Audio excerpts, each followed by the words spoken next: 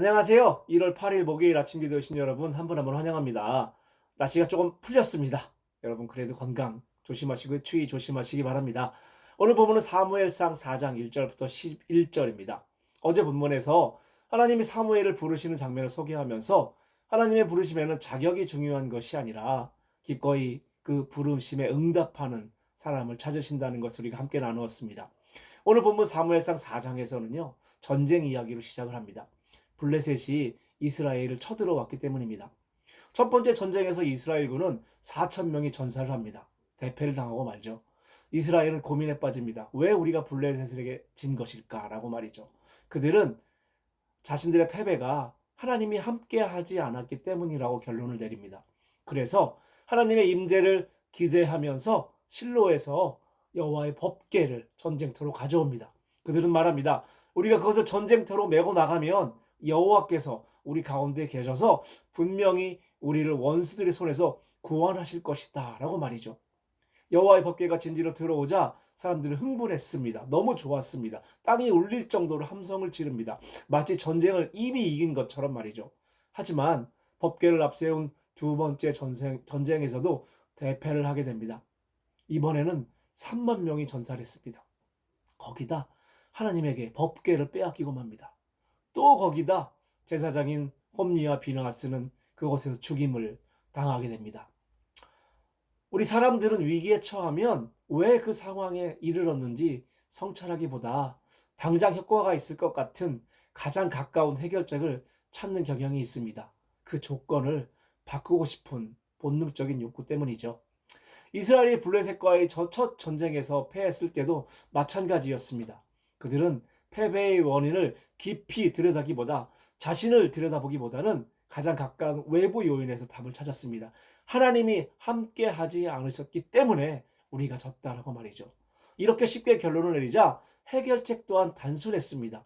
하나님의 임재가 함께하면 되는 것 아니야? 라고 말이죠. 그래서 그들은 하나님의 임재를 상징하는 법궤를 전쟁터로 가져가기로 결정합니다. 그 결정에는 기도도 간구도 요청도 하나님께 물어보는 것도 없었습니다. 하나님을 앞세우는 것이니 별도의 소통은 필요 없다고 믿었던 것입니다. 겉으로 보면 믿음이 있는 선택처럼 보였습니다. 하지만 하나님의 임재를 상징하는 법궤를 앞세웠을 때 우리가 전쟁을 이길 것이라고 생각했지만 그들은 착각을 했습니다. 그들의 진짜 바람은 하나님의 임재 그 자체가 아니었기 때문입니다. 그들이 원한 것은 오직 임재가 가져다줄 결과였습니다. 하나님의 임재를 앞세워 전쟁에서 승리하는 거였죠. 법궤가 진영에 그렇게 들어오자 사람들은 환호했죠.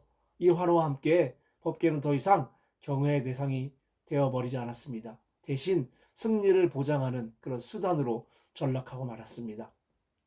그런데 아이러니하게도 하나님을 잘 알지 못했던 블레셋은 출애굽의 이야기를 기억하면서 하나님을 두려워합니다. 그리고 그 두려움은 그들의 결의로 이어졌고요. 결국 그들은 전쟁에서 승리했습니다. 하나님을 안다고 자부하던 하나님의 임재를 앞세웠던 이스라엘은 참패를 했습니다. 법궤는 빼앗겼고요. 제사장까지 죽임을 당했습니다. 사실 어떻게 보면 우리 삶도 이와 다르지 않을 것 같습니다. 위기에 처하면 우리는 무엇을 더 가져올 것인가에 몰두합니다. 그것을 빨리 해결하고 싶어서요. 더 많은 정보, 더 강력한 수단, 더 익숙한 신앙적 형식, 외적 요소를 보충하는데 집중을 합니다.